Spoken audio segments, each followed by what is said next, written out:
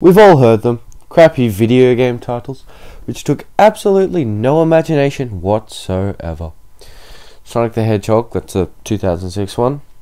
Family Trainer Extreme Challenge! Which still haunts me to this day. Sega Mega Drive collection. But it isn't just bad or average games like this that have this problem. There's even brilliant games can fall to the same trap. Uncharted 3 Drake's Deception, for example. It was an awesome game. I loved it. The title doesn't bring back good memories. It doesn't fill me with awe and curiosity. Not like a title should. So today I decided to show you my favourite video game titles. Now the way this is going to work first is I'll run down and describe titles from my personal library. Then I want you, the viewer, to suggest your favourite video game titles in the comments or on Facebook or wherever you can contact me. As long as I can get it, it's fine. From there I'll roll a d20. And whatever number I get from this is the number of titles I'll include in my top video game titles of all time. The echo effect on that was so realistic. Gotta love that echo effect. And that'll be in one of my blog's posts about Tuesday next week, hopefully. Also to note, I'm just counting the series title. So, for example, Final Fantasy Advent Wings. Great title, I like the title.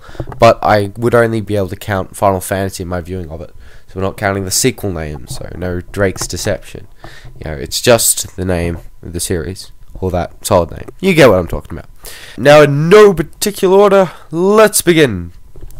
Destroy all humans. This title perfectly sums up what type of game you're in for, and what you'll be doing.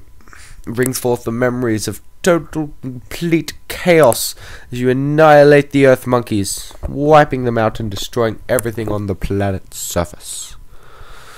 Final Fantasy. Now, everyone knows how Final Fantasy got its title, and the dilemma that followed with something called Final having so many sequels. But looking at this title, it fits perfectly. The final refers to the various struggles and hardships the protagonists face, and the fantasy referring to the beautiful and varied world you can explore and experience. Final Fantasy. It works. Shadow of the Colossus. The image these four words alone paint in my head is of Wanderer standing alone, like an ant in the shadow of the monolithic Colossus he has to face. It's a perfect title summing up a near-perfect game. It is the description of epic. Shadow of the Colossus. Red Dead Redemption. Red, being all the carnage and trials you have to face and bring about in your course of the game. Dead, being the bodies of your comrades you leave behind, and of course, redemption, being why you, the fair, was going to say memorable, honourable, but, John Marston is going through all this. Star Ocean. This title is truly poetic. It leaves the young me at the game store, curious about all the hides in its depths, and places down the setting for this truly epic space, adventure. Motor Siege. Not a game I'm sure many are familiar with, but its title can make me feel the roaring of my hovercar engines calling me back every time it rolls off my tongue. It's truly manly. Motor Siege. Motor Siege. Motor Siege. Yep, no matter how you say it, it's still awesome. Space Harrier. Now, what does the title Space Harrier have to do with Space Harrier? No idea. But then again, nothing in Space Harrier makes any sense, and it doesn't need to. It just needs to be fun. And trust me, it is. Space Harrier! If I ever go to the moon, the first thing I'm going to do, well, besides looking for the bones of Celestia's dead victims, is shout that. Screw if nobody can hear you in space. Swords of Destiny. As soon as you hear the name, your interest is perked. The name always reminded me of those old fantasy novels like Dragonlance. While Swords of Destiny is very much different from those, the name always sounded cool. Oh, what you playing? Some Swords of Destiny, duh. That title is interesting, and now I am curious. Can I watch you play, kind fellow? Only if you buy your own copy afterwards. Zone of the Enders. Doesn't that title just scream badass? I kind of don't want to say anything because the title really speaks for itself. I mean, who are the Enders? Are they ending things? And how come they get a zone and I don't? Red Steel.